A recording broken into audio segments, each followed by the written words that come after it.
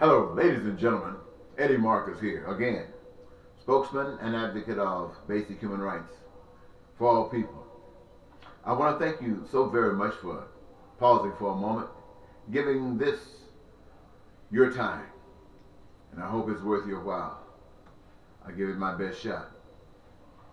You know, it's no mystery of the motivation that I have that causes me to present myself in this form and fashion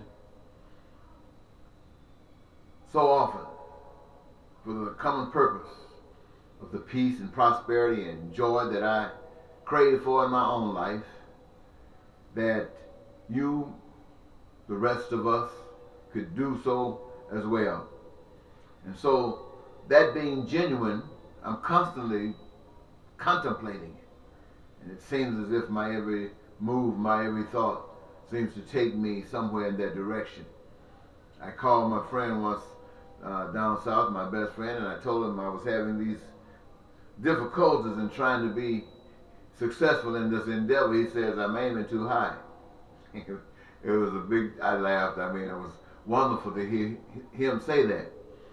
And I remember a few years back when I was running for, as an independent for political office.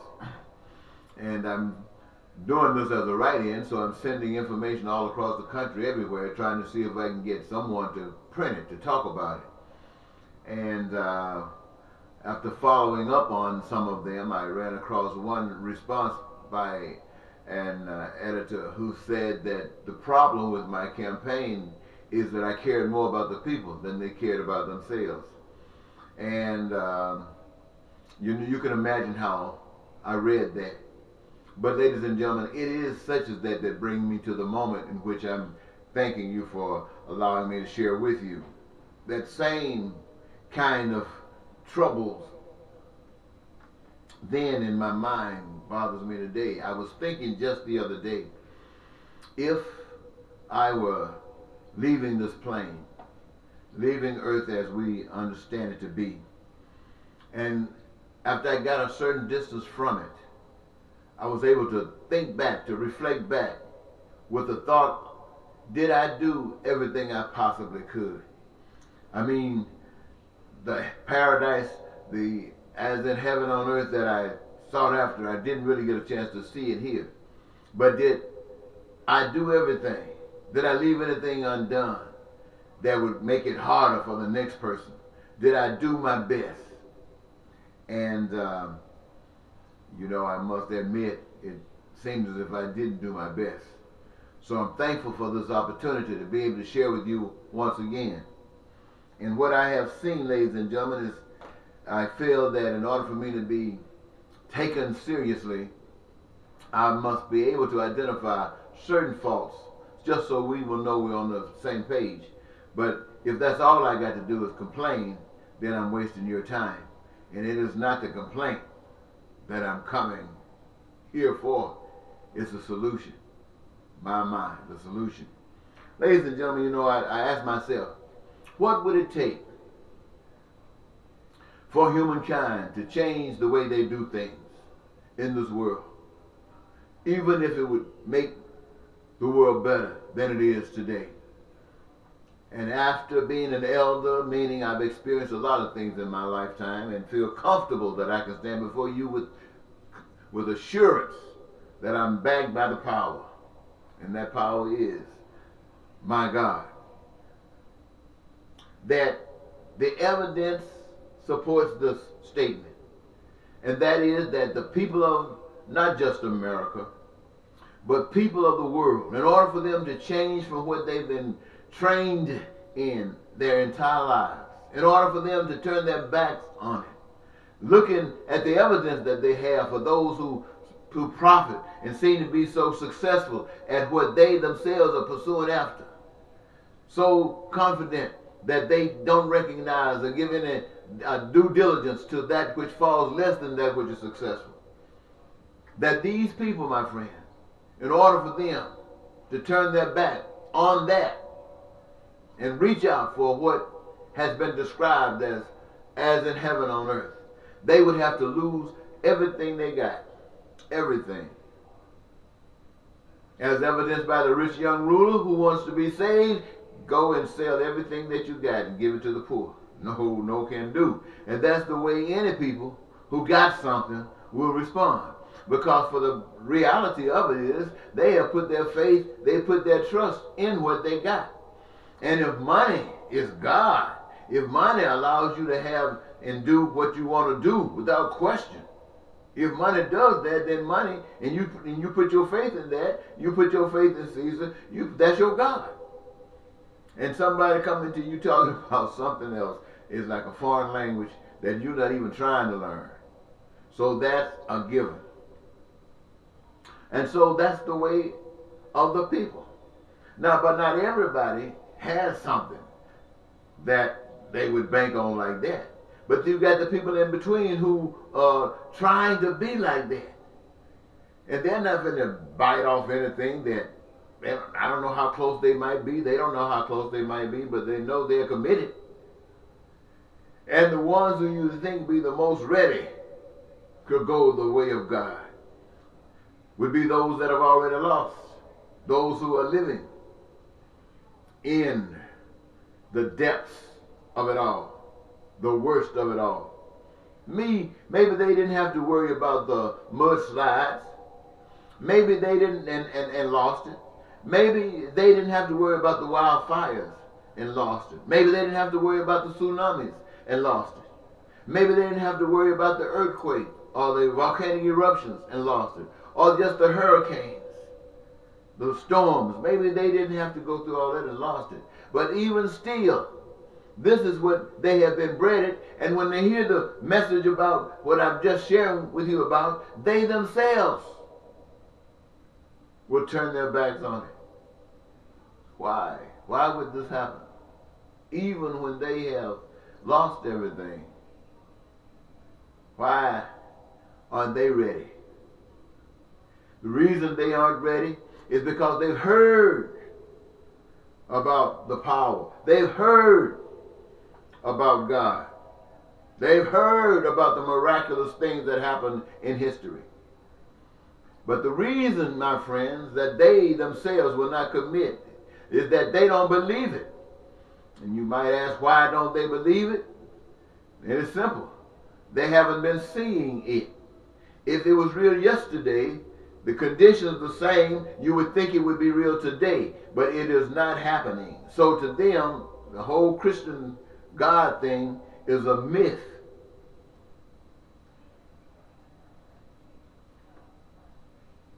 And when I say that they would have to give it up,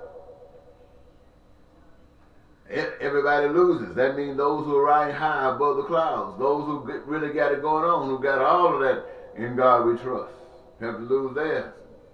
Now those who are under them realize that it's not all of that, so they might be willing. Might be. But it's always been this way, ladies and gentlemen. You've heard the story about the garden.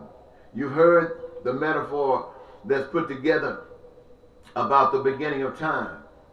Whether you take it as that or you see it as being as real is real. The story is what I'm referencing right now. Now here we got the beginning of humankind. And for those of you who read the story, who have heard the story, who got some idea of the way the story goes, I want to see if I can give you a scenario that perhaps you can relate to and bring some true understanding to what that whole episode is all about. Let me give you a scenario where you can identify with. Either you've been indulged in a situation like this yourself, or you know somebody, or you've seen something. And look at it like this, ladies and gentlemen, for a clear understanding. A man and his wife, they got a good thing going on. And all of a sudden, out of the blue, something else comes along. And it makes a move on one of the two in such a way that that one who has been holding on finds something that makes it want to lose. And it slips and slides and finds out that there's something else on the other side. And now that they know this, they go to the other one and say, this is something that you must do. I have tried it and I want you to try it too. My. And so, regardless of how you fight it, you come out seemingly strong. And then you find something on the side that makes you think that maybe you went wrong. Because what is happening is, if they can't depend on you, there's always someone else they can use. And so the choice is now left with you. What will you do? That is the choice that has been given in life. That is the school that you and I must use, so we can develop and make a wise choice of which way we choose. Ladies and gentlemen, I hope you got something out of that. I really hope you got something out of it, because I'll tell you, that's not the way I had planned to go. I had not planned to go that way. So I'm blessed. I am really blessed. Now, what I really want you to understand, ladies and gentlemen, that to add on to that, if I can do anything to add on to that, let me share this.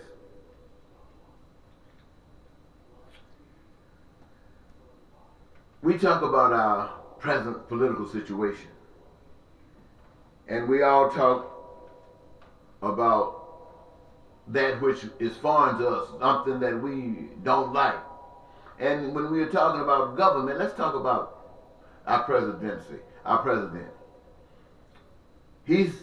Wasn't brought up that tradition. He has a different tradition. Yours is more or less organized, and his is sort of organized like the mob. But nevertheless, both are systems. And his system being contradictory or contrary to yours, it makes you feel intimidated. And you want to attack, just as his way is attacking your way. But at the end of the day, ladies and gentlemen, we must also know that even the President of the United States is controlled and manipulated by someone. In other words, he's under the power. He's under authority. He is not the authority. He is under authority. Just as you and I are under authority. Everybody is under authority. I told you I was under the authority. I've been claiming my freedom back, though. I've been claiming my authority back. And this is why I stand before you and try to see if I can persuade you to pay attention to something else. Just pay attention to it, and then maybe think. And maybe something will happen. Maybe it will be the rebirth of something. And so claiming my authority allows me to see. And I come to you and I tell you that Trump is under the evil spell as well. The big thing, great and sad thing about Donald Trump is that he's still under the spell. He's not trying to break loose. He believes in it 100%. And whatever he tells you is just a tool that's used to mislead you, to guide, to deceive you, so that he can use you to do the things that he has wanted to do. But the things that he wants to do are the same reasons that the powers that be allowed him to be in that allowed him to be in the position that he's in, because he is furthering their cause. So what you see Trump is the hater, the divider, the racist, the bigot. That's what they're promoting. Oh man. Anyway, what I want you to know is that these powers are the same powers that are the authors of the Republican conservative hardcore party. Just us, just a few of us. That same power authored the Republican conservative hardcore party. I know you're glad to hear me say that. Many of you are. But I also want to add that that same power is the author of the Democratic Liberal Party. It allowed those two parties, then it restricted any others. Assigned two parties for the American people, Republican and Democrat. Assigned them, just as they assigned two candidates for President of the United States in 2016. Assigned them. Trump and Ms. Clinton. Assigned them. No choices. And so, what you got is what you were going to get. Well, you know, I heard somebody say the other day that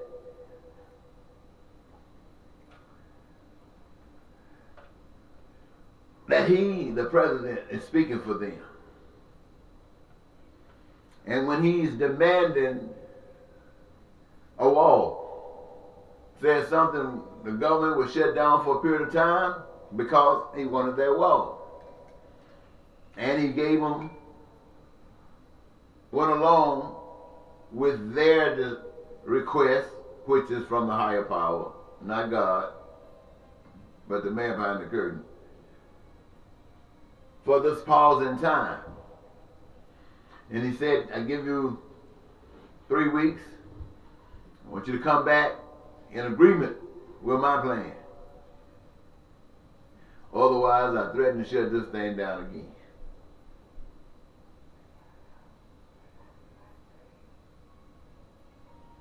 Demanding that he get a wall.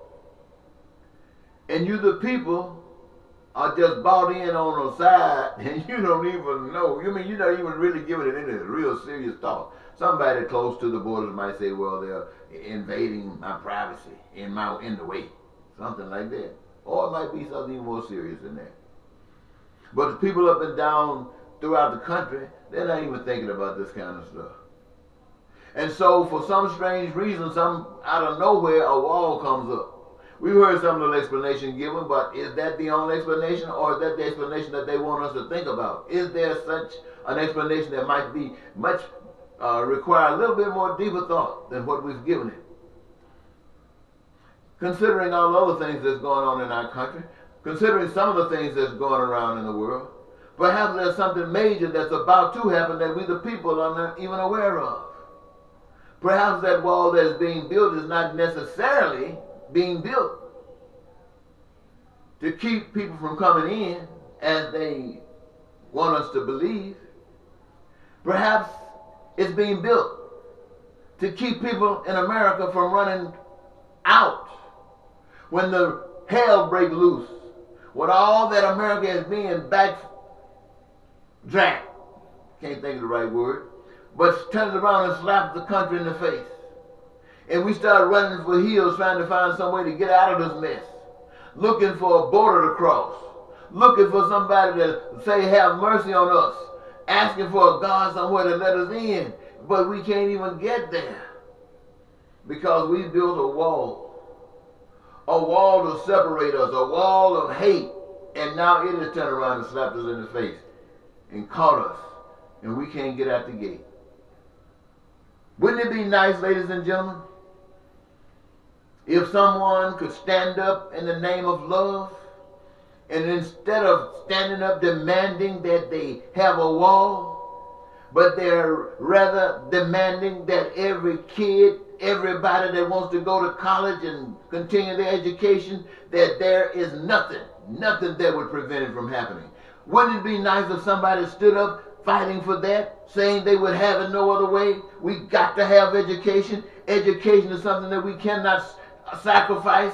We got to have it, and we're going to do all we can, and everybody is supporting such a one that stands up like that. Wouldn't it be nice to have someone that's standing up talking about we are doing everything we possibly can to make sure that not a single kid, not a single individual in this country, not a single one are ever resisted when it comes down to health care in whatever form they need it, unlimited and unrestricted from the womb to the tomb. Wouldn't it be nice if somebody stood up and said, I demand that in the name of love, of brotherhood for one another, and had the whole nation supporting them, saying, we're behind you. We wouldn't have it any other kind of way. Wouldn't it be nice if someone was standing up saying, we demand that every brother and sister who require a job have a career of their own choosing, giving them the choice to choose a job that gives them the greatest joy in what they're doing. And in what they're doing is connected to everything else that others are doing. And what the result of it is it's creating all of the goods, creating all of the services that we the people have determined are essential in our lives. Wouldn't it be fantastic we had somebody standing up arguing and demanding that in the name of people for love, and had the people supporting them? Wouldn't it be nice?